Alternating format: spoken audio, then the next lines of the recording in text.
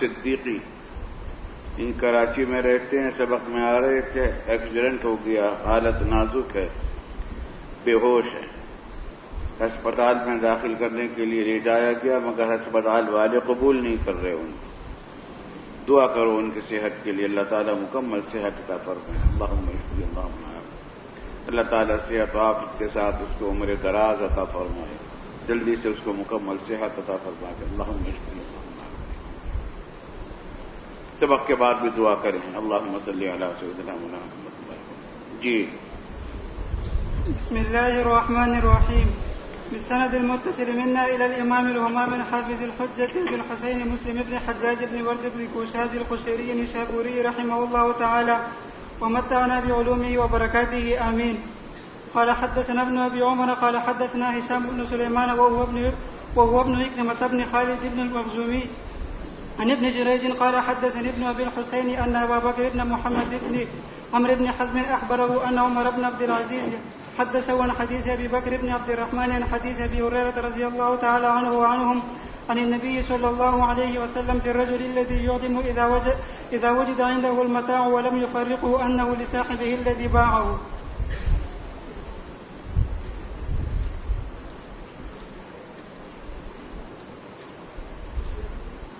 اوپر کی جتنی روایتیں ہیں ان سب میں لصاحبہ الذی باعہ کا جملہ نہیں ہے،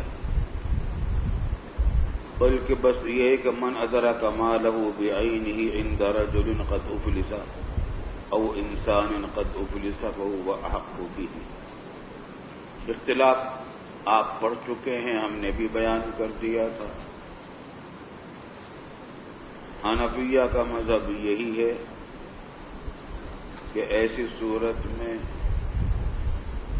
وہ بائع جو ہے حق ہوگا اس شے کا، نہیں بلکہ اس وقت للغرماء ہوگا۔ اور امام شافعی رحمۃ اللہ علیہ ان کے ساتھی موافقین فرماتے ہیں کہ حدیث کے اس ظاہر کے مطابق ہوگا۔ ذہن میں ہے نا مسئلہ تو پورا؟ حنفیہ کی طرف سے جواب یہ دیا گیا تھا کہ یہ حدیث مسئلہ مختلف فیہا سے متعلق ہے ہی نہیں، بیع سے متعلق نہیں، بلکہ کس سے متعلق ہے؟ ودیت یا عاریت یا مغصوب یا مسروق سے متعلق۔ اس میں ہم بھی یہی کہتے ہیں کہ مفلس آدمی کے پاس اگر ودیت، عاریت یا مغصوب یا مسروق کوئی شے ہے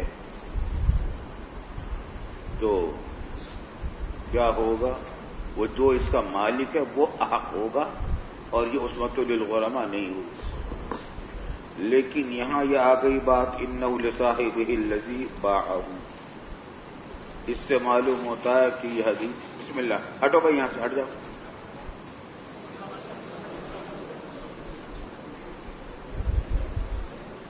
بند کر دیں اس پنکھے کو جلدی سے۔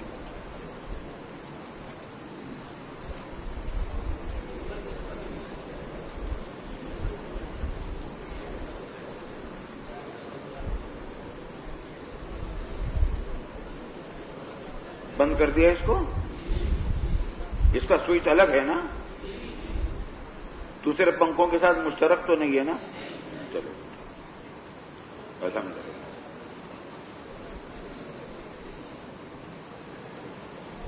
تو یہ جو جملہ آیا اس نے ہماری پچھلی ساری تعویلات کا خاتمہ کر دیا، اور اس میں صراحت اس بات کی ہے کہ یہ حدیث متعلق ہے، بیع ہی سے متعلق ہے، ودیت، عاریت، مغصوب اور مسروق سے متعلق نہیں۔ بات سمجھ میں آ گئی؟ حنفیہ کے لیے بظاہر مشکل پیدا ہو گئی، اس واسطے حنفیہ نے اس کا ایک اور جواب دیا۔ وہ تم بتاؤ کہ کون سا جواب دیا؟ دو جواب اور ہیں۔ ہاں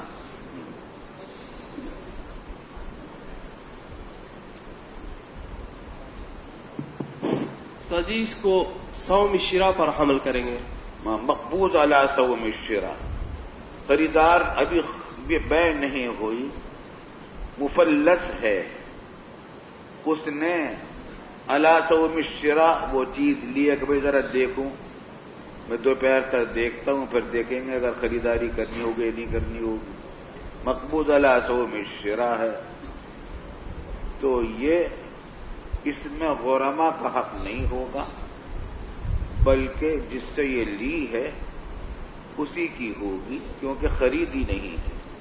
اور مقبوض علی سوم الشراء میں معنی میں کس طریقے سے مجازن ہے، کیونکہ فعل بول کر ارادہ فعل مراد لیا جاتا ہے. تو الذی باعہ کا مطلب ہے کہ الذی ارادہ بیعہ، تو فعل بول کر ارادہ فعل مراد لینا قرآن کریم میں بھی آیا ہے. یا ایھا الذین آمنوا اذا قمتم الی الصلاۃ فاغسلوا اذا اردتم القیام الی الصلاۃ فاغسلوا. ایک جواب سمجھ میں آ گیا جواب. ایک اور جواب امام محمد رحمۃ اللہ علیہ سے منقول ہے، وہ کون جواب دے گا ہے؟ ہاں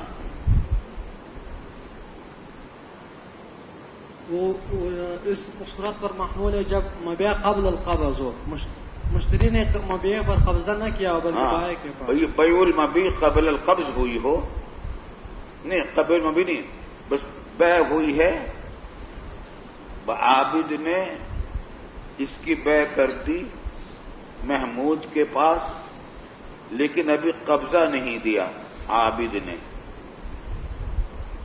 سمجھے بات کو؟ قبضہ نہیں دیا. اب غرما کو پتہ چل گیا کہ محمود نے یہ خریدی ہے، تو ان غرما کا حق اس میں نہیں ہوگا، کیونکہ ابھی محمود نے اس پر قبضہ نہیں کیا، اس کے ابھی ضمان میں داخل نہیں ہوئی. چنانچہ بائع کو یہ حق ہوتا ہے کہ وہ اپنی پاس مبیع کو روک لے، مشتری کو قبضے میں نہ دے اور یہ کہے کہ پیسے پہلے دو بعد میں دوں گا میں. تو ثمن وصول کرنے ہونے تک مبیع کو اپنے پاس روکنے کا حق اس کو پاس ہوتا ہے. تو مراد عند رجل سے ہے فی ملک رجل. سمجھے نہیں بات کو؟ وہ کون سا رجل تھا؟ مفلس تھا. تو عند رجل کہا گیا، اعتراض ہوتا ہے اس اعتراض سوال جواب پر، اس میں عند رجل کہا گیا ہے، عند رجل قد افلس، اور عند رجل قد افلس کون ہے؟ وہ مشتری ہے بیچارہ مفلس. تو اس کا جواب یہ دیا گیا ہے کہ عند معنی میں، عند رجل کا معنی میں فی ملک رجل، کیونکہ عند معنی میں ملک کے بھی کثرت سے استعمال ہوتا ہے. مثلا کوئی آدمی ہے جس کا بینک میں بہت روپیہ ہے، جیب میں ایک پیسہ بھی نہیں، تو اس کے بارے میں کہا جاتا ہے کہ اس کے پاس تو مال بہت ہے، عندہ مال کثیر. کیا مطلب ہے؟ تو اس کی ملکیت میں مال کثیر ہے. تو یہ مراد ہے. دوسرا سمجھ میں آ گیا جواب؟ اور کوئی جواب ہے کسی کے پاس؟ ہاں ہاں شاباش. اس سے جواب یہ ہے کہ بیع بالخیار کی صورت میں کہ بائع کے لیے اختیار ہو. بیع بالخیار یعنی بائع کے لیے اختیار شرط ہو. بائع کے لیے بیع بالخیار اختیار شرط کے طور پر بیع کی جائے اور بائع کے لیے خیار ہو واپس لینے کا. جی یہ ہمیں نہیں معلوم کہ اس صورت میں مسئلہ کیا بنے گا، ہمیں نہیں معلوم. ہم اس میں آپ کی تصدیق اور تکذیب نہیں کر سکتے. اور کوئی جواب بتاؤ. سمجھ لو ایک جواب روایت کی بنیاد پر ہے، وہ یہ کہ اس باب کے اندر آپ دیکھ رہے ہیں اب تک کتنی روایتیں آئیں، کتنے طرق سے آئیں، ہاں کتنے لگے ہوئے ہیں، تحویل اسناد کتنے طرق سے آئیں. ان میں سے پچھلی تمام روایتیں کسی بھی روایت میں حفاظ محدثین نے انہ لصاحبہ الذی باعہ کا لفظ نقل نہیں کیا. اور آگے بھی آپ دیکھیں گے. پڑھ لیجئے پھر بعد میں بات پوری ہوگی. جی آگے. وبه قال حدثنا محمد بن المثنى قال حدثنا محمد بن جعفر وعبد الرحمن بن مهدي قال حدثنا شعبة عن قتادة عن النذر بن أنس عن بشير بن نهيك عن أبي هريرة رضي الله تعالى عنهم عن النبي صلى الله عليه وسلم قال إذا أفلس الرجل فوجد الرجل متاعه بعينه فهو أحق به. دیکھیے اس سند کے اندر بھی، اس روایت کے اندر بھی لصاحبہ الذی باعہ کا جملہ نہیں ہے. اور آگے دیکھیے. وبه قال حدثني زهير بن حرب قال حدثنا إسماعيل بن إبراهيم قال حدثنا سعد حا قال وحدثني زهير بن حرب أيضا قال حدثنا معاذ بن هشام قال حدثنا أبي كلاهما عن قتادة بهذا الإسناد مثله وقال فهو أحق به من الغرماء. اب دیکھیے اس کے اندر بھی کوئی جملہ وہ جملہ نہیں ہے. چلیے آگے. وبه قال حدثني محمد بن أحمد بن أبي خلف وحجاج بن شاعر قال حدثنا أبو سلمة الخزاعي قال حجاج حدثنا منصور بن سلمة قال أخبرنا سليمان بن بلال عن خيثم بن عراك عن أبيه عن أبي هريرة رضي الله تعالى عنه وعنهم أن رسول الله صلى الله عليه وسلم قال إذا أفلس الرجل فوجد الرجل عنده سلعته بعينها فهو أحق بها. دیکھیے آ گئی سمجھ میں بات. صرف ایک سند کے اندر، ایک طریق کے اندر یہ بات آئی ہے، باقی کسی طریق میں یہ جملہ نہیں ہے. دیکھ لیا آپ نے؟ نہیں آیا؟ ارے دیکھ لیا نہیں؟ اور امام مسلم رحمۃ اللہ علیہ نے اپنے مقدمے میں بالکل شروع میں صراحت کی ہے کہ حفاظ کی روایت کے خلاف اگر کوئی راوی روایت کرے گا تو وہ حدیث منکر ہو جائے گی، شاذ ہو جائے گی. تو یہ جملہ شاذ ہے اور منکر ہے. حنفیہ کی طرف سے ایک جواب یہ دیا گیا ہے، قابل استدلال نہیں. البتہ ابن عمر کی روایتیں بھی ایک مرسلن اور ایک مسندن بعض دوسری کتب میں آئی ہیں، اور ان میں سے ہم کو حافظ ابن حجر نے صحیح بھی قرار دیا ہے. لیکن اتنی بڑی تعداد حفاظ کی، ان کے مقابلے میں اگر ایک یا دو راوی بالکل ان کے خلاف نقل کریں جس کی وجہ سے بہت سارے مسائل میں فرق پڑ جا رہا ہے، تو وہ بھی مرجوحی قرار پائیں گے. اس بات کے وہ قابل استدلال نہیں. یہ بہت بڑا جواب ہے حنفیہ کی طرف سے. آئی سمجھ میں بات؟ چلیے آگے. باب فضل انذار المعسر والتجاوز في الاقتزاء من الموسر والمعسر. وبه قال حدثنا احمد بن عبد الله بن يونس قال حدثنا زهير قال حدثنا منصور عن ربعي بن حراش ان حذيفة رضي الله تعالى عنه وعنهم حدثهم قال قال رسول الله صلى الله عليه وسلم تلقت الملائكة روح رجل ممن كان قبلكم فقالوا أعملت من الخير شيئا؟ قال لا. قالوا تذكر. قال كنت أداين الناس فآمر فتياتي أن ينذروا فتح کی جمع ہے، جوان مراد ملازمین. جی. فآمر فتياني أن ينذروا المعسر ويتجوزوا عن الموسر. قال قال الله عز وجل تجوزوا عنه. ملائکہ نے حاصل کی روح ایک آدمی کی، یعنی قبض کی روح ایک آدمی کی جو کہ تم سے پچھلی امتوں کا تھا. تو ملائکہ نے اس سے پوچھا اعملت من الخیر شیئا، کوئی عمل اچھا بھی کیا ہے تم نے دنیا میں؟ تو وہ کہے گا کہ نہیں، کوئی نیک کام میں نے نہیں کیا. قالوا تذکر، ملائکہ کہیں گے یاد کرو، شاید کوئی نیک کام کیا ہو. تو اب اس کو یاد آئے گا اور وہ کہے گا کہ کنت اداین الناس، لوگوں سے میں دین کا معاملہ کیا کرتا تھا، یعنی ادھار چیزیں فروخت کر دیتا تھا. فآمر فتیانی ان ينذروا المعسر ويتجوزوا عن الموسر.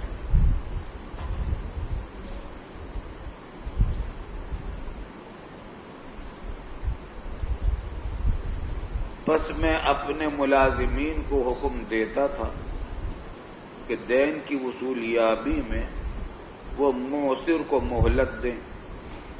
چلو وقت مقرر پر نہیں دے سکتا، اجل آ گئی ہے، مہلت دے دے، بعد میں دے دے. وَيَتَجَوَّزُوا عَنِ الْمُوسِرِ، اور مالدار سے بالتجوز کا معاملہ کریں، درگزر کا معاملہ کریں. کیا مطلب ہے کہ مالدار جب قرض واپس کرے، دین دے، تو اس کے دین کی ادائیگی میں، اس کی نقد میں، اس کے پیسوں میں اگر کچھ عیب ہو اس کو نظر انداز کرے. مثلا سونا تھا، دینار تھا، اب اس میں بالکل خالص بھی ہوتے ہیں، تھوڑا بہت بعض میں کوٹ بھی ملا ہوتا ہے. اس طرح درہم کے اندر چاندی خالص بھی ہوتی ہے، بعض میں کوٹ ملا ہوتا ہے. اگر کچھ کمی ہو اس کو نظر انداز کر دیں. اس میں مطالبہ مزید نہ پورا کا نہ کرے. قال اللہ عز وجل تجوزوا، تو اللہ تعالیٰ فرمائیں گے کہ تم اس سے تجوز کرو، یعنی تم بھی اس کی کمی کو اور کوتاہیوں کو نظر انداز کرو، چلیے معاف کرو، درگزر کرو. جی. وبه قال حدثنا علي بن حجر وإسحاق بن، اس باب کی ساری حدیثیں اسی مضمون پر مشتمل ہیں، الفاظ کچھ مختلف ہیں. چلیے. وبه قال حدثنا علي بن حجر وإسحاق بن إبراهيم واللفظ لابن حجر قال حدثنا جرير عن المغيرة عن نعيم بن أبي هند عن ربيع بن حراش قال اجتمع حذيفة وأبو مسعود رضي الله عنهما فقال حذيفة رجل لقي ربه عز وجل فقال ما عملت؟ قال ما عملت من الخير إلا أني كنت رجلا ذا مال فكنت أطالب به الناس فكنت أقبل الميسور. میں مالدار آدمی تھا، بس میں اپنے مال کا مطالبہ کیا کرتا تھا لوگوں سے. فكنت أقبل الميسور، بس میں آسان کو قبول کر لیتا تھا، یعنی ادائیگی کرنے والے کے لیے جتنا مال دینا آسان ہوتا تھا، جتنا مال میسور ہوتا تھا، آسان ہوتا تھا. میسور صفت ہے مال جو وہ دے رہا ہے. وَأَتَجَاوَزُ عَنِ الْمَعْسُورِ، اور جو مال دینا مشکل ہوتا تھا، عسر والا ہوتا تھا، اس کے بارے میں تجوز سے کام لیتا تھا، درگزر سے کام لیتا تھا. قال تجاوزوا عن عبدي قال ابو مسعود هكذا سمعت رسول الله صلى الله عليه وسلم يقول. جی پڑھیے آگے. وبه قال حدثنا محمد بن المثنى قال حدثنا محمد بن جعفر قال حدثنا شعبة عن عبد الملك بن عمير عن ربيع بن حراش عن حذيفة رضي الله تعالى عنه وعنهم عن النبي صلى الله عليه وسلم أن رجلا مات فدخل الجنة فقيل له ما كنت تعمل؟ قال فإما ذكر وإما ذكر فقال إني كنت أبايع الناس تو فإما ذكر وإما ذكر، یا تو اس کو خود بات یاد آ گئی یا اس کو یاد دلائی گئی. فقال إني كنت أبايع الناس فكنت أنذر المعسر، انذار کرتا تھا، مہلت دے دیا. انذار کا معنی مہلت دینا. فنظرة إلى ميسرة، قرآن کریم میں فرمایا. تو میں معسر تنگ دست کو مہلت دے دیتا تھا.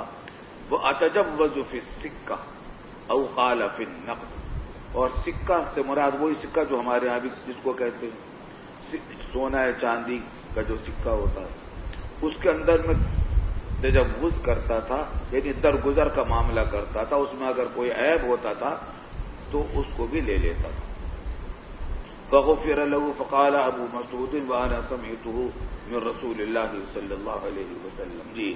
وبه قال حدثنا أبو سعيد الأشج قال حدثنا أبو خالد الأحمر عن سعد بن طارق عن ربيع بن حراش عن حذيفة رضي الله تعالى عنه وعنهم قال أوتي الله تعالى بعبد من عباده آتاه الله مالا فقال له ماذا عملت في الدنيا؟ قال ولا يكتمون الله حديثا. قال يا ربي أتيتني مالك فكنت بايع الناس وكان من خلقي الجواز. الجواز وہ درگزر کرنا، معاف کر دینا. جی. فكنت أتيسر على الموسر وأنزل بس میں آسان، فكنت أتيسر، کچھ میں آسان ہو جاتا تھا موسر کے اوپر، مالدار کے اوپر، اس کے ساتھ بھی آسانی کا معاملہ کرتا تھا. وأنذر المعسر، اور تنگ دست کو مہلت دے دیتا تھا. جی. فقال الله عز وجل أنا أحق بذا منك تجاوزوا عن عبدي. فقال عقبة بن عامر الجهني وأبو مسعود الأنصاري هكذا سمعناه من في رسول الله صلى الله عليه وسلم. ذرا اس کو غور سے دیکھ لو. فقال عقبة بن عامر الجهني، یہ راوی کی غلطی ہے، راوی کا وہم ہے. یہ ابو خالد الاحمر سے غلطی ہوئی ہے. اور یہ انہوں نے کس طرح کہا کہ فقال عقبة بن عامر الجهني و ابو مسعود الانصاری. اس سے معلوم ہوتا ہے کہ یہ دو آدمی ہیں، ایک عقبة بن عامر الجهني ہیں اور دوسرے ابو مسعود الانصاری ہیں. حالانکہ یہ بات نہیں ہے، بلکہ راوی ایک ہی ہے. واو عاطفہ صحیح نہیں ہے یہاں، ایک بات. دوسری بات ہے کہ نام بھی پورا صحیح نہیں ہے لکھا. یہ عقبة بن عامر الجهني نہیں ہے، بلکہ عقبة بن عامر ابو مسعود الانصاری ہے. آئی سمجھ بات؟ تو صحیح عبارت یوں بنے گی کہ عقبة بن عامر ابو مسعود الانصاری. بات سمجھ میں آ گئی؟ چلیے آگے. لیکن تمام نسخوں میں اسی طرح، اس واسطے آپ اس کے اندر تبدیلی نہ کیجیے. جی. وبه قال حدثنا يحيى بن يحيى وابو بكر بن ابي شيبه وابو كريب واسحاق بن ابراهيم واللفظ ليحيى.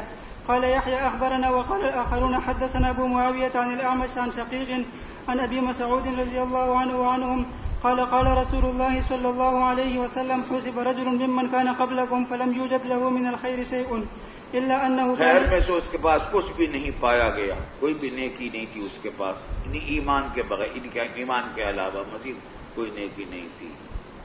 الا انه كان يخالط الناس، لوگوں سے ملتا جلتا تھا، تعلقات رکھتا تھا. وكان موسرا فكان يأمر غلمانه، اپنے لڑکوں کو ملازمین ان يتجاوزوا عن المعسر. قال الله تعالى نحن احق بذلك منه تجاوزوا عنه. جی.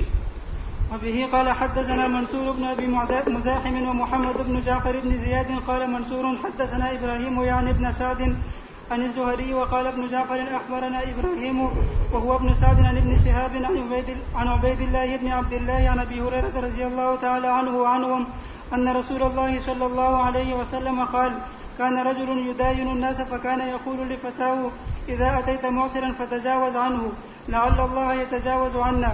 فلقي الله، شاید کہ اللہ تعالیٰ مجھ سے بھی درگزر کا معاملہ کر دے آخرت میں. فلقی اللہ تعالیٰ فتجاوز عنہ. ایک بات یہاں یاد رکھیے، یہ سب تجاوز کا معاملہ اور معفو درگزر اور معافی کا معاملہ اپنی ذات کے معاملے کے اندر ہے. سمجھ میں آتی ہے بات نہیں؟ وقت کے معاملے کی ذمہ داری اگر آپ کے اوپر ہے، کسی ادارے کے آپ محتمم ہیں، مسجد کے متولی ہیں، اس میں صدقہ خیرات کرنے کی اجازت نہیں، ورنہ وہ حلوائی کی دکان پر نانا جی کی فاتحہ ہو جائے گی. آئی سمجھ میں بات؟ تو ہمیں اس پر ہم پر بھی کوئی اعتراض کر سکتا ہے. ہم بہت باریک باریک چیزوں پر پکڑتے ہیں ان کے کارندوں کو، ایک ایک چیز پکڑتے ہیں. یوں کیا وجہ اس کی ہے کہ یہ میرا نہیں ہے مال، امانت ہے میرے پاس، اس کا حساب دینا پڑے گا. ہاں اپنے ذاتی معاملے کے اندر مال کے اندر افو درگزر سے معاملہ کرتے ہیں. آپ نے ہمیں کبھی ادارت و معارف میں دیکھا جاتے آتے دیکھتے ہیں؟ میرا ذاتی تجارت ادارت المعارف ہے، میرے کارندے وہاں کام کرتے ہیں، مگر مجھے فرصت ہی نہیں ملتی اس کو ان کو دیکھنے. حساب بھی کبھی چیک نہیں کرتا، میں ان پر اعتماد کرتا ہوں، لیکن دارالعلوم کے سارے معاملات کو میں ایک ایک پائی کا حساب رکھتا ہوں. اس کے انتظامات کر رکھے ہیں بہت سارے، کیونکہ امانت ہے، میری ذاتی چیز نہیں ہے. فاروق اعظم کو دیکھا گیا کہ ایک اونٹ کے پیچھے دوڑے جا رہے ہیں مدینہ طیب، امیر المومنین، آدھی کے قریب دنیا پر ان کی حکومت ہے، قیصر و کسریٰ کو فتح کر چکے ہیں، جاہ و جلال ہے دنیا میں ان کا. ایک اونٹ کے پیچھے دوڑ رہے ہیں، ایک اونٹ وہ کبھی ٹیلے پر چڑھتا ہے، وہ اس کے پیچھے ٹیلے پر چڑھتے ہیں تو وہ ادھر جاتا ہے، ادھر سے ادھر کے وہاں پہنچتے تو وہ وہاں چلے جاتا ہے. خیر لوگوں نے دیکھا، جمع ہو گیا، پکڑ لیا اونٹ کو. تو عرض کی لوگوں نے کہ امیر المومنین آپ نے خود تکلیف فرمائی، آپ لوگوں کو حکم دیتے تھے وہ پکڑ لاتے. فرمایا کہ بیت المال کا اونٹ تھا، میرا ذاتی نہیں تھا، اس کی ذمہ داری مجھ پر تھی. مجھے ڈر یہ ہوا کہ اتنا دیر میں آدمیوں کو تلاش کروں گا، اگر آدمیوں کے تلاش کرنے میں دیر لگ گئی تو یہ کہیں ضائع ہو گیا، چلا گیا تو میں کہاں سے بھوکھا اس کا حساب. یہ مدرسوں کا جو مال ہے بہت خطرناک ہوتا ہے. میں پہلے بھی کہہ چکا ہوں، آپ سے بار بار کہتا رہتا ہوں، ولیبلغ الشاہد الغائب، اس میں بہت احتیاط کرنی چاہیے. جی اپنے ذاتی معاملات میں عفو درگزر جتنا ہو سکے اتنا ہی بہتر ہے، وہ کرنا چاہیے. چلیے آگے. جی. وبه قال حدثني حرملة بن يحيى قال أخبرنا عبد الله بن وهب قال أخبرني يونس عن ابن شهاب أن عبيد الله بن عبد الله بن عتبة حدثه أنه سمع أبا هريرة رضي الله تعالى عنه وعنهم يقول سمعت رسول الله صلى الله عليه وسلم يقول بمثله. وبه قال حدثنا أبو الهيثم خالد بن خداش بن عجلان قال حدثنا حماد بن زيد عن أيوب عن يحيى بن أبي كثير عن عبد الله بن أبي قتادة أن أبا قتادة طلب غریما له ابو فتوارى عنه. قتادہ نے ایک اپنے مدیون کو تلاش کیا، مدیون تھا، فتوارى عنہ، بس وہ چھپ گیا ان سے، ثم وجدہ، پھر اس کو پا بھی لیا ابو قتادہ نے. بیچ میں لطیفہ یاد آیا، اسی طریقے کا ایک غریم تھا بیچارہ، دروازے پر دائن آیا، دروازے پر دستک دی کہ فلاں اندر سے کوئی بچہ آیا، کہا کہ تم ابا ہیں، ابا سے کہا کہ میں آیا ہوں ملنے کے لیے باہر ملے. تو اس نے ابا نے کہہ دیا بچے سے کہ کہہ دو ہم نہیں ہیں گھر میں. تو اس نے جا کر کہہ دیا کہ ابا جان یوں کہہ رہے ہیں کہ ہم گھر میں نہیں ہیں. خیر وجدہ، اور اس کو پا لیا. پھر ابو قتادہ نے، ملاقات ہو گئی مدیون سے. فقال انی معسر، میں تنگ دست ہوں. تو ابو قتادہ نے پوچھا اللہ، قال اللہ. دوسرے کے اوپر جو کھڑا زبر ہے، ایک تفسیر کی بنیاد پر کھڑا زبر ٹھیک ہے دوسری میں، ورنہ راج تفسیر یہی ہے کہ اللہ ہی ہے، اور پہلے میں اللہ ہی ہے. اس کی نحوی ترکیب بداری کرنی پڑے گی، اس کے بغیر چارہ کار نہیں ہے. اس کو سمجھ لو. شارحین نے بڑی مشکل سے اس کا جواز نکالا ہے، نحوی اعتبار سے اور لغت کے اعتبار سے. اللہ اصل میں تھا اب اللہ، بائے قسم کو حذف کر دیا. سمجھے نہیں بات کو؟ اور باللہ اصل میں کیا تھا؟ بی اللہ تھا، نہیں بی اللہ تھا نہیں. تو بائے قسم کو حذف کر دیا تو دو حمزہ متحرک ہو گئے، اللہ ہی رہ گیا. تو دوسرے حمزہ کو وجوباً الف سے بدلا تو اللہ ہی ہو گیا. مگر چونکہ بائے قسم محذوف اور مقدر ہے، اس واسطے اللہ ہی کو مجرور ہی پڑھا گیا اللہ ہی میں. اور مطلب ہے کہ کیا اتقول ھذا باللہ، کیا تم یہ بات قسم کھا کر کہتے ہو کہ تم موثر ہو؟ تو اس نے کہا کہ اللہ ہی. اللہ یہاں پر بھی بائے قسم محذوف ہے، اور مطلب کیا کہ بھی اللہ ہی. مگر سمجھے نہیں بات کو؟ بھی اللہ ہی، لیکن الف حمزہ حذف ہو گیا تھا. سمجھے نہیں بات کو؟ حمزۃ الوصل تھا، با کے داخل ہونے کی وجہ سے حذف ہو گیا تھا. سمجھے بات کو؟ تو بھی اللہ کی وجہ سے کیا رہ گیا تھا؟ باللہ. مگر پھر بائے قسم بھی حذف ہو گئی. جب بائے قسم ہو گئی، حذف ہو گئی، تو حمزہ واپس آ گیا، جس کی وجہ سے وہ حمزہ حذف ہوا تھا، بائے قسم کی وجہ سے واپس آ گیا تو اللہ ہی ہو گیا.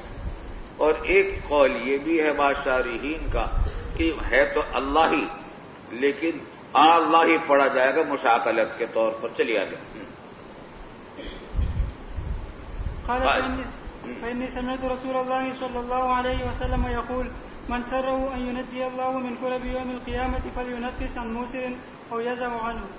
من سره أن ينجي الله اور ينجي الله من كرب يوم القيامة، جس کو یہ بات خوش کرتی ہو کہ اللہ تعالیٰ اس کو نجات دے دے اللہ قیامت کی بے چینیوں سے. کرب قربتن کی جمع بے چینی.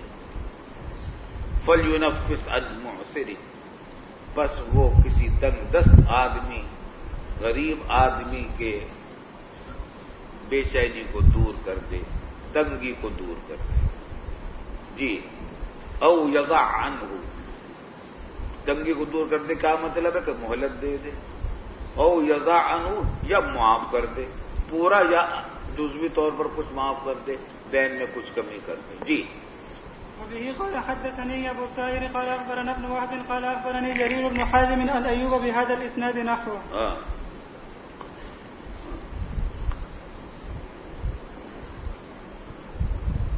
بسم الله الرحمن الرحيم. باب تحريم مقل الغني وصحة الحوالة واستحباب قبولها إذا أحيل على ملي. وبه قال حدثنا يحيى بن يحيى قال قرأت على مالك عن أبي الزناد عن الأعرج عن أبي هريرة رضي الله تعالى عنه وعنهم أن رسول الله صلى الله عليه وسلم قال مثل الغني ظلم وإذا أتبع أحدكم على ملي فليتبع. پڑھ لیا یہ کہیں حدیث؟ یہ حوالہ کی پڑھ لیا؟ یہ حدیث پڑھ لی ہے کہیں؟ مسئلہ بھی پڑھ لیا؟ یہ امر استحبابی ہے جمہور کے نزدیک، امام احمد کے نزدیک وجوبی ہے. چلیے آگے. وبه قال حدثنا إسحاق بن إبراهيم قال أخبرنا عيسى بن يونس قال وحدثنا محمد بن رافع قال أخبرنا عبد الرزاق قال اذا جميعا. اتبع احدكم على ملي فليتبع کا ترجمہ کیا ہوگا؟ کون کرے گا ترجمہ؟ جلدی سے بتاؤ کون ترجمہ کرے گا؟ اذا اتبع احدكم على ملي فليتبع. چل کر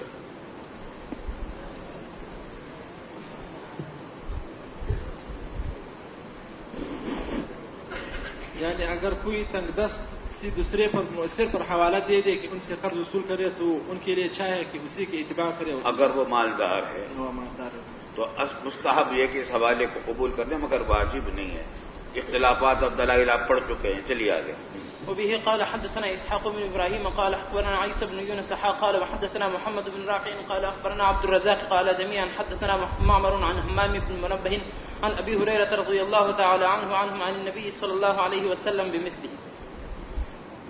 وبه قال حدثنا أبو بكر بن أبي شيبة قال حدثنا وكيع قال وحدثني محمد بن حاتم قال حدثنا يحيى بن سعيد جميعا عن أبي جريج عن جريج عن أبي الزبير عن جابر بن عبد الله رضي الله تعالى عنه وعنهم قال نهى رسول الله صلى الله عليه وسلم عن بيع فضل الماء. بیع فضل الماء سے منع فرمایا. یہاں فضل معنی میں فاضل کے ہے اور صفت کی اضافت موصوف کی طرف ہے، اور مطلب یہ کہ ان بیع المالی ماء الفاضلی، وہ ماء پانی جو فاضل ہے، زائد ہے اپنی حاجات سے، اس پانی کی بیع سے منع کیا. یہ مسئلہ کہیں پڑھ لیا ہے؟ ایک آدمی بتاؤ جو عبارت پڑھ رہا ہے وہ بتائے. پڑھ لیا ہے؟ کہاں پڑھا ہے؟ بخاری میں پڑھا. پانی کی کتنے قسمیں؟ چلے ٹھیک ہے، چلے آگے چلے. وبه قال حدثنا إسحاق بن إبراهيم قال أخبرنا روح بن عبادة قال أخبرنا ابن جريج قال أخبرني أبو الزبير أنه سمع جابر بن عبد الله رضي الله تعالى عنه وعنهم يقول نهى رسول الله صلى الله عليه وسلم عن بيع ضراب الجمل وعن بيع الماء والأرض للتحرث فعن ذلك نهى رسول الله صلى الله عليه وسلم. ضراب الجمل کی بیع سے منع کیا. ضراب الجمل سے مراد جفتی، نر کو مادہ پر چڑھانا تاکہ مادہ حاملہ ہو جائے. اس کے پیسے لینے سے اس کی بیع سے منع کی. مطلب یہ کہ جس کے پاس نر ہے، اونٹ ہے یا دوسرا کوئی جانور، دوسرے کے پاس مادہ ہے، وہ کہتا ہے کہ نر دے دو مجھے ضراب کے لیے، تو اس کے پیسے نہ لے، مفت دے دے. ایسی جمہور کے نزدیک یہی حکم ہے کہ اس کے پیسے لینا جائز نہیں. کیوں؟ یہ حدیث ابی کبشہ رضی اللہ تعالیٰ عنہ سے معلوم ہوتا ہے کہ بغیر کسی زور سے بول. بچنا نہیں. کون بول؟ کون ہے؟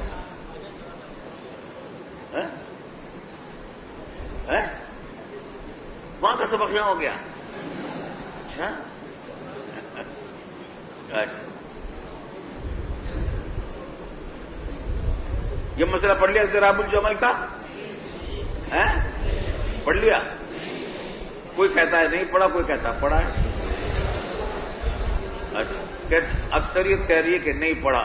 جنہوں نے جو کہتے ہیں کہ ہم نے پڑھ لیا ہے وہ ان کو بتا دے جو نے نہیں پڑھا ہے بھائی.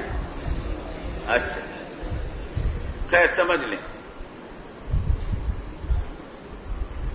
اس کی بیع سے منع کیا کیونکہ یہ بیع. اچھا، چنانچہ جمہور کا نزدیک یہی حکم ہے. حنفیہ، شافعیہ، حنابلہ، مالکیہ کا مذہب یہ. اچھا، وجہ کیا عدم جواز کی؟ کہ یہ بیع ہے کس چیز کی؟ ماء مہین کی. اس مادے کی جو مذکر کے جسم سے نکل کر مادہ کے جسم میں داخل ہوگا. یہ حقیر پانی ہے، اس کی بے وہ مال نہیں ہے، اس کی بے کر رہے ہیں. حالانکہ بے جو وہ کرتی ہے مبادلۃ المال بالمال ہے، وہ مال ہی نہیں بیچارہ. پھر یہ کہ غیر مقدور التسلیم ہے، اور پھر مجہول المقدار ہے، کچھ نہیں پتا کتنا جائے گا کتنا رہے گا. اس واسطے بے اس کی جائز ہی نہیں ہے. لیکن امام مالک رحمۃ اللہ علیہ کی طرف منسوب ہے یہ قول کہ اگر ضرابات معلوم ہوں یا مدت معلوم ہو تو اس کے لیے گنجائش ہے. تو بظاہر وہ اس کے اندر تعبیر کرتے ہوں گے کہ کوئی کہے کہ اونٹ مجھے ایک دن کے لیے دے دو، اونٹ کا کرایہ دے دے، وہ ایک دن کے لیے میں اونٹ دیتا ہوں تم سے، پھر اس سے وہ یہ کام کروا لے. تو اس کے در حقیقت یہ پیسے اس کام کے نہیں ہوں گے بلکہ اونٹ کے ہوں گے. شاید وہ یہ تعبیر کر کے لیتے ہوں. واللہ اعلم بالصواب. چلیے آگے. استاد جی، اچھا یہ غیر مقدور التسلیم کیسا ہوا؟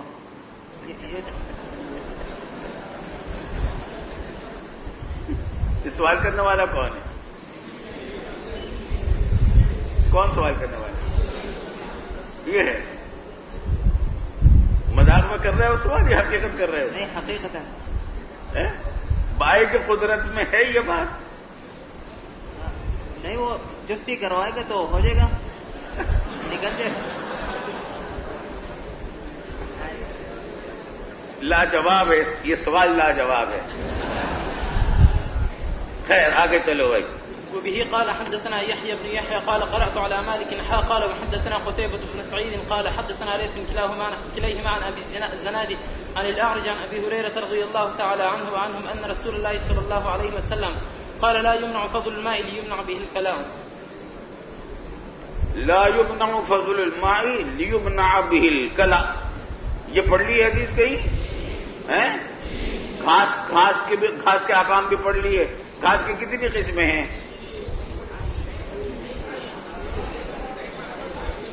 نہیں پڑھی. بعض طلبہ کہہ رہے ہیں کہ پڑھ لیجیے. چلو اگر پڑھ بھی لیے تو مختصراً بیان کر دیتے ہیں، تکرار مفید ہوتا ہے.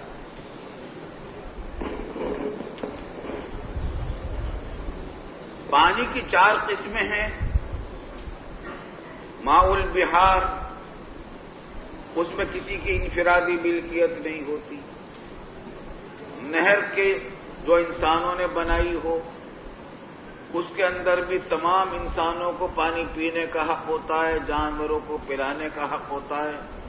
زراعت کا حق صرف ان لوگوں کے لیے ہوتا ہے جنہوں نے وہ نہر، جن کی ملکیت میں وہ نہر ہے.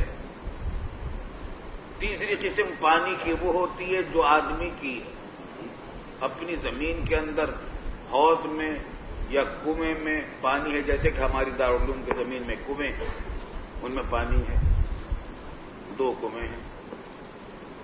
یہ تیسری قسم ہے پانی کی. اس کے معاملے میں یہ ہے کہ زراعت کے لیے کسی کو لینے کی اجازت نہیں ہے، بغیر اجازت کے لینا جائز نہیں. اور مالک روک بھی سکتا ہے دوسرے کو کہ زراعت کے لیے پانی نہیں جانے دیں. البتہ پانی پینے کے لیے روکنا جائز نہیں ہے، جانوروں کو پلانے کے لیے بھی جائز نہیں ہے، کیونکہ عام طور سے اتنا پانی جو آدمی یا جانور پیتا ہے وہ لوگوں کی ضرورت سے زائد ہی ہوتا ہے، مالک کی عرض کی ضرورت زائد ہی ہوتا ہے. اور یا فضل الماء کی قید لگی ہوئی ہے، تو ماء فاضل کے پیسے لینے جائز نہیں کیونکہ اس کی ضرورت سے زائد ہے. حتیٰ کہ فقہا نے لکھا، علامہ ذیلئی نے شرح کنز میں لکھا کہ اگر پانی اپنی مملوکہ زمین میں تھوڑا ہے اور پینے والے جانور بہت ہیں، اگر سب کو اجازت دے دی جائے گی تو اپنے واسطے پانی نہیں رہے گا تو روک بھی سکتا ہے، کیونکہ فضل الماء کی پابند کی قید لگی ہوئی ہے. اور جن روایتوں میں فضل کی قید نہیں ہے وہاں پر بھی وہ قید ملحوظ ہوگی، کیونکہ ایک ہی مسئلے میں جب مطلق اور مقید آئیں تو مطلق کو مقید پر ہی معمول کیا جائے. چوتھی قسم پانی کی وہ ہے جو اپنے کمروں کے اندر تم بھر کے رکھتے ہو، کولروں کے اندر یا بالٹیوں کے اندر، یا آدمی اپنے گھر کے اندر اپنے برتنوں کے اندر بھر کے رکھتا ہے، وہ اس کی انفرادی ملکیت ہے، دوسرے کو پینے سے بھی روک سکتا ہے، جانوروں کو پلانے سے بھی روک سکتا ہے، الا ان یکون الطالب مضطرا، مگر یہ کہ طالب جو مضطر ہو کہ اگر پانی نہیں پیے گا تو مر جائے گا، ایسی صورت میں وہ زبردستی بھی اس سے پانی چھین کر پی سکتا ہے، اس کو روکنا جائز نہیں ہوگا۔ لیکن الضرورت تتقدر بقدرها، پیٹ بھر کے پانی نہ پیے، بس اتنا پی لے جس سے جان بچ جائے۔ یہ تو پانی کی قسمیں تھیں۔ اسی طریقے سے گھاس کی قسمیں، مگر وہ 3 ہیں۔ ایک وہ گھاس ہے جو ارض مباحہ میں، جو کسی کی ملکیت زمین نہیں ہے، آزاد پڑی ہوئی ہے، اس میں گھاس خود بخود اگ آئی ہے، اس پر کسی کی انفرادی ملکیت نہیں ہے، جو چاہے اپنے جانور کو چرائے، جو چاہے کاٹ کر لے جائے۔ دوسری قسم اس گھاس کی ہے جو کسی کے مملوکہ زمین کے اندر خود بخود اگ آئی ہے، جیسے کہ دارالعلوم کے احاطے کے اندر، میدان کے اندر برسات کے زمانے میں گھاس خود بخود اگ آتی ہے، اس کی بے بھی جائز نہیں ہے، بلکہ حکم کیا ہے کہ جس کا دل چاہے وہ کاٹ لے جائے۔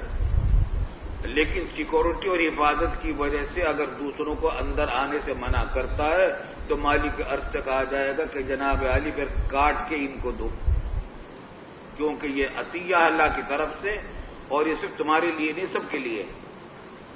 بات سمجھ آتی ہے؟ انفرادی ملکیت سے یہ گھاس آزاد خود بخود اگی ہے، اس کو تمہیں روکنے کا اجازت نہیں۔ اگر حفاظت کی خاطر دوسروں کو اندر آنے سے روکتے ہو تو گھاس کاٹ کے دینی پڑے گی۔ آئی سمجھ میں بات؟ تیسری قسم کی گھاس وہ ہے جو لانوں میں اگائی گئی ہے، دارالعلوم میں دیکھ رہے ہیں آپ، یہ بڑی قیمتی گھاس ہے، اور شاید آپ کو معلوم نہ ہو، قالین سے زیادہ قیمتی ہے یہ گھاس۔ قالین جتنا مہنگا ہوتا ہے اس سے زیادہ مہنگی یہ گھاس ہے۔ اس میں کھاد ڈالنا، مٹی خاص صاف ستھری منگائی جاتی ہے، وہ ڈالی جاتی ہے، کھاد ڈالی جاتی ہے، مالی کام کرتے ہیں، پانی اس کو دیا جاتا ہے، پھر کٹائی ہوتی ہے، بڑا خرچ ہوتا ہے۔ اسی واسطے طلبہ پر یہ پابندی ہوتی ہے کہ اس کے اوپر کھیلا نہ کریں تاکہ گھاس کو نقصان نہ پہنچے۔ یہ تیسری قسم ہے گھاس کی۔ تو پہلی جو 2 قسمیں ہیں ان کی بے جائز نہیں ہے، تیسری قسم کی بے کی اجازت ہے۔ آئی سمجھ میں بات؟ اب کیا کرتا ہے، کوئی مولوی صاحب ہے، وہ ہیلا کرتا ہے اور یہ کہتا ہے کہ بھائی میں تو بڑا متقی پرہیزگار ہوں، میں گھاس تو نہیں فروخت کرتا، گھاس کے پیسے نہیں لیتا، گھاس مجھتا ہے، اپنے جانوروں کو چرا لو، میں نہیں روکتا ہوں، البتہ پانی پینے کی اجازت نہیں ہوگی، میری زمین کے اندر جانوروں کو پانی پلانے کی اجازت نہیں ہوگی، اس کے پیسے دینے پڑیں گے۔ تو کیا وہ کر رہا ہے؟ بیع الماء کر رہا ہے، لیمنع بہ الکلأ، تاکہ لوگوں کو گھاس چرانے سے روک سکے۔ کیوں؟ اس واسطے کہ جانور بیابان میں جب ہوتے ہیں، اگر وہ چر لیں اور پانی ان کو نہ ملے تو ان کی موت کا اندیشہ ہوتا ہے۔ پھر چرواہے جانور کو ایسی جگہ پر نہیں چراتے جہاں ان کو پانی نہ ملے۔ اب پانی کو پر پابندی لگا دی تم نے کہ صاحب پیسوں کے بغیر پانی نہیں ملے گا، تو مقصود ہے گھاس کو روکنا، لیکن ذریعہ بنایا پانی کو۔ کسی کو فرمایا کہ لا یمنع فضل الماء لیمنع بہ الکلأ، گھاس کو روکنے کے لیے ہیلا کرے آدمی اور کیا کہے کہ فضل الماء کو روک دے، حالانکہ فضل الماء کو روکنا بھی منع ہے، بتا تو خود بھی منع ہے۔ چلیے بات سمجھ میں آ گئی ہے؟ چلیے دوسری قسم کا جو گھاس ہے استاد جی، یہ تو بھی یعنی دارالعلوم کے اندر یا ایسی دوسری جگہوں میں یہ بھی ان انتظامیہ کی حفاظت کی وجہ سے محفوظ رہتا ہے، مطلب جانور وغیرہ اس کو نہیں کھاتے۔ اگر وہ لوگ کیا کہہ رہے ہیں؟ صحیح دوسری قسم کا جو گھاس ہوتا ہے، دوسری قسم کی جی جو ارض مملوکہ میں خود بخود اگائی ہے، یہ تو بھی اس حفاظت کی وجہ سے یعنی اگا ہوا ہوتا ہے اور محفوظ رہتا ہے۔ اگر انتظامیہ ان کی حفاظت نہ کر لے تو ہو سکتا ہے وہ ضائع ہو جائے اور اسی طرح گھاس نہ اگ سکے۔ تو اگر وہ انتظامیہ اس بنیاد پہ اس کو بیچنا چاہے کہ ہماری حفاظت کی وجہ سے یہ گھاس اگا ہے، اور تو بے کی اجازت ہے، حفاظت کے لیے اندر آنے سے روکنے کی اجازت ہے، والد صاحب رحمۃ اللہ علیہ نے ایک زمانے میں یہ ہیلا کیا تھا. یہ جو کھیل کا میدان ہے اس زمانے میں وہ ہمارے دارالعلوم میں نہیں تھے شامل. ادھر والا میدان جو ہے جہاں مطبخ وغیرہ بن رہا ہے یہاں بہت گھاس ہوتی تھی. اس زمانے میں برساتیں بھی بہت ہوتی. تو لوگ آتے تھے کہ صاحب ہم اپنے جانوروں کو چرانا چاہتے ہیں, اتنے پیسے ہم دیں گے. تو چرانے کے بعد اس کی اجازت نہیں تھی. تو والد صاحب نے کیا کہا کہ تم 1 مہینے کے لیے یا 2 مہینے کے لیے یہ زمین تم ہم سے کرایہ پر لے لو. پوری زمین اتنا حصہ جو ہے یہ کرایہ پر لے لو. ہم گھاس نہیں بیچتے, زمین کرایہ پر لے لو. تم اپنے جانوروں کو باندھنے کے لیے, حفاظت کے لیے جو چاہو تو تم اپنے جانوروں کو باندھ دو بھی وہاں رہیں. اگر چریں گے تو ظاہر ہے کہ وہ اپنا حق کھائیں. اس قسم کا ہیلا تو گنجائش ہے, اور وہ بھی وقت معاملے کے لیے, وقت کے فائدے کے لیے, اپنے فائدے کے لیے ایسا ہیلا بھی کرنے سے گریز کرنا چاہیے. چلیے آگے. وبه قال حدثنا ابو الطاهر وحرملة واللفظ لحرملة قال اخبرنا ابن وهب قال اخبرني يونس عن ابن شهاب قال حدثني سعيد بن المسيب وابو سلمة بن عبد الرحمن ان ابا هريرة رضي الله تعالى عنه وعنهم قال رسول الله صلى الله عليه وسلم لا تمنعوا فضل الماء لتمنعوا به الكلام. وبه قال حدثنا احمد بن عثمان النفيل. خلاصہ یہ کہ گھاس کو روکنے کے لیے کا ہیلا نہ کرو, پانی کو روکنے کا. وبه قال حدثنا احمد بن عثمان النفيلي قال حدثنا ابو عاصم بن الضحاك بن مخلد قال حدثنا ابن جريج قال اخبرني زياد قال حدثنا ابو عاصم الضحاك بن مخلد. قال حدثنا ابن جريج قال اخبرني زياد بن سعد ان هلال بن أسامة رضي الله تعالى عنه وعنهم أخبره أن أبا سلمة بن عبد الرحمن أخبره أنه سمع أبا هريرة رضي الله تعالى عنه وعنهم يقول قال رسول الله صلى الله عليه وسلم لا يباع فضل الماء ليباع به الكلام. وبه قال حدثنا يحيى بن يحيى قال قرأت على مالك عن ابن شهاب عن أبي بكر بن عبد الرحمن عن أبي مسعود الأنصاري رضي الله تعالى عنه وعنهم أن رسول الله صلى الله عليه وسلم نهى عن ثمن الكلب ومهر البغي وحلوان الكاهن. یہ حدیث بھی پڑھ چکے ہو گے آپ لوگ. پڑھو. وبه قال حدثنا قتيبة بن سعيد ومحمد بن رمح عن الليث بن سعد قال وحدثنا ابو بكر بن ابي شيبة قال ابو بكر بن ابي شيبة قال حدثنا سفيان بن عيينة كلاهما عن الزهري بهذا الاسناد مثله وفي حديث الليث من رواية ابن رمح انه سمع ابا مسعود رضي الله عنه. وبه قال حدثني محمد بن حاتم قال حدثنا يحيى بن سعيد القطان وعن محمد بن يوسف قال سمعت السائب بن يزيد يحدث عن رافع بن خديج قال سمعت النبي صلى الله عليه وسلم يقول شر الكسب مهر البغي وثمن الكلب وكسب الحجام. ثمن الكلب کے بارے میں اختلاف بھی پڑھ لیا ہوگا فقہا کا, پڑھ لیا نا. آگے وکسب الحجام کے بارے میں بھی پڑھ لیا, نہیں اختلاف پڑھ لیا, اس کا مستقل باب بھی آئے گا. جی. وبه قال حدثنا إسحاق بن إبراهيم قال أخبرنا الوليد بن مسلم عن الأوزاعي عن يحيى بن أبي كثير قال حدثني إبراهيم بن قارد عن السائب بن يزيد قال حدثني رافع بن خديج أن رسول الله صلى الله عليه وسلم قال ثمن الكلب خبيث ومهر البغي خبيث وكسب الحجام خبيث. وبه قال حدثنا إسحاق بن إبراهيم قال حدثنا عبد الرزاق قال أخبرنا معمر عن يحيى بن أبي كثير بهذا الإسناد مثله. وبه قال حدثنا إسحاق بن إبراهيم قال أخبرنا النضر بن شميل قال حدثنا هشام عن يحيى بن أبي كثير قال حدثني إبراهيم بن عبد الله عن السائب بن يزيد قال حدثنا رافع بن خديج عن رسول الله صلى الله عليه وسلم بمثله. وبه قال حدثني سلمة بن شبيب قال حدثنا الحسن بن عوينة قال حدثنا معقل عن أبي الزبير قال سألت جابرا عن ثمن الكلب سألت جابر رضي الله تعالى عنه وعنهم عن ثمن الكلب والسنور قال زجر النبي صلى الله عليه وسلم عن ذلك. اب یہاں سے نور کا بھی ذکر ہے تو اس میں مدد ملے گی حنفیہ کو. چلیے آگے کل انشاءاللہ.